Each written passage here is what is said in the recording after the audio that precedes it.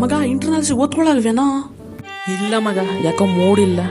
ಅಯ್ಯೋ ನಿನ್ನ ನಾಳೆ ಕಣ ಇಂಟರ್ನಲ್ಸು, ಮತ್ತೆ ಹೇಗೆ ಬರೀತೀಯ? ಅದಕ್ಕೊಂದು ಮಾಸ್ಟರ್ ಪ್ಲಾನ್ ರೆಡಿ ಮಾಡಿದ್ದೀನಿ. ಏನಪ್ಪ ಅದು? ನೋಡ್ಗುರು, ಮುಂದೆ ಕಾವ್ಯ, ಹಿಂದೆ ಗೌತಮಿ, ಪಕ್ಕದಲ್ಲಿ ಕುಮುದನೂ ಅರೇಂಜ್ ಮಾಡಿದ್ದೀನಿ. ಎಮರ್ಜೆನ್ಸಿಗಂತ ಅರುಣಿಗೂ ಕೂಡ ತೋರ್ಸಕ್ಕೆ ಹೇಳಿದ್ದೀನಿ. ತೋರಿಸ್ತೀನಿ ಅಂತ ಹೇಳಿದಾಳೆ. ಎಲ್ಲರೂ ಕೂಡ ಎರಡೆರಡು ಕ್ವಶನ್ಗೆ ತೋರಿಸಿದ್ರೆ ಸಾಕು, ಪಾಸ್ ಆಗೋದೇನು, ಇನ್ನು ಜಾಸ್ತಿನೇ ಬರ್ತವೆ. ಸಾಕಲ್ಲ? ಗುರುವೇ, ರೋಲ್ ನಂಬರ್ ಪ್ರಕಾರ ಕೂರಿಸೋದು, ಹೆಂಗ್ ಬೇಕಂಗೆ ಕೂರಕ್ಕೆ ಬಿಡಲ್ಲ.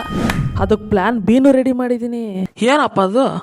ಮೈಕ್ರೋ ಜೆರಾಕ್ಸ್, ಇಡೀ ನೋಟ್ಸೇ ಜೆರಾಕ್ಸ್ ಮಾಡಿಸ್ಬಿಟ್ಟಿದ್ದೀನಿ. 1 time investment. ಇದೇ ಸೆಮ್ ಎಕ್ಸಾಮ್ ಕೂಡ ಬರುತ್ತೆ.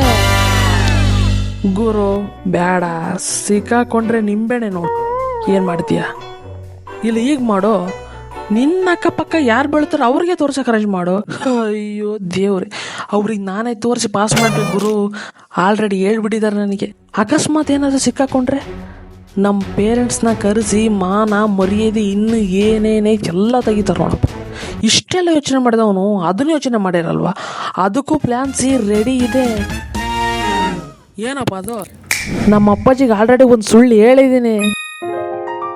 ಅಪ್ಪಾಜಿ, ನಿನ್ನೆ ಸರ್ಗೆ ಮತ್ತು ನನಗೆ ಲ್ಯಾಬ್ನಲ್ಲಿ ಚಿಕ್ಕ ಜಗಳ ಆಯಿತು. ಅದಕ್ಕೆ ಅವರು ಇಂಟರ್ನಲ್ಸಲ್ಲಿ ನೋಡ್ಕೊತೀನಿ ಅಂತ ಅಂದರು. ಮತ್ತೆ ಸ್ಟಾಫ್ ರೂಮ್ಗೆ ಹೋಗಿ ಈ ರಫಿಗೆ ಲೆಕ್ಚರ್ ಆದರೂ ಮರ್ಯಾದೇನಲ್ಲ ಸರ್, ನನಗೆದ್ರು ಮಾತಾಡ್ತಾನೆ. Useless fellow. ಇವನ್ನ ಇಂಟರ್ನಲ್ಸಲ್ಲಿ ಕಾಪಿ ಹೊಡಿತಿದ್ದ ಅಂತ ಅವ್ರ ಅಪ್ಪನ ಕರೆಸಿ ಅವನಿಗೆ ಸರಿಯಾಗಿ ಮಾಡಬೇಕು ಅಂತ ನನ್ನ ಮೇಲೆ ಏನೇನೋ ಸಂಚು ನಡೆಸ್ತಿದ್ದಾರೆ ಅಪ್ಪಾಜಿ. ಏನು ಮಾಡೋದೀಗ? ಹೌದಾ, ಅದು ನಾನು ನೋಡ್ಕೋತೀನಿ ಬಿಡು. ಅಕಸ್ಮಾತ್ ನಾನೇನಾದ್ರೂ ಸಿಕ್ಕಾಕೊಂಡ್ರೆ ಈ ರೀತಿ ಮಾಡ್ತೀನಿ. ಹಿಂಗೆ ಮಾಡಿದರೆ ಈ ಕಡೆ ಅಪ್ಪಾಜಿಂದ ತಪ್ಪಿಸ್ಕೋಬೋದು, ಈ ಕಡೆ ಸರ್ರಿಂದ ತಪ್ಪಿಸ್ಕೋಬೋದು. ಹೆಂಗಿದೆ ಐಡಿಯಾ? ಸೂಪರ್ ಗುರು.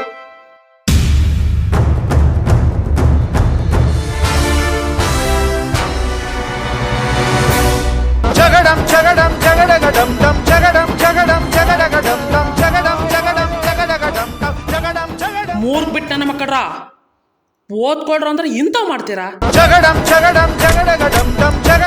ಮೆಟ್ಟಲ್ಲಿ ಹೊಡಿಬೇಕು ನಿಮಗೆ, ನನ್ನೇ ಬಕ್ರ ಮಾಡ್ತೀರಾ? ಅಯ್ಯೋ ನನ್ನ ಮಕ್ಕಳ, ಫಸ್ಟು ಓದೋದ್ ಕಲೀರಿ.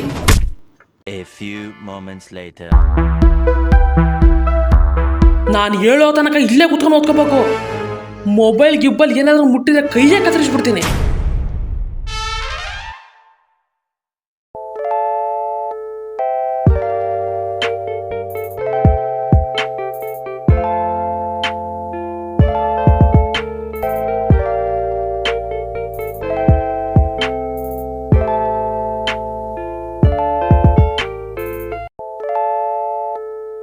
ಜೀವನದಲ್ಲಿ ಮುಂದೆ ಬಾ, ಸಂಪಾದನೆ ಮಾಡು.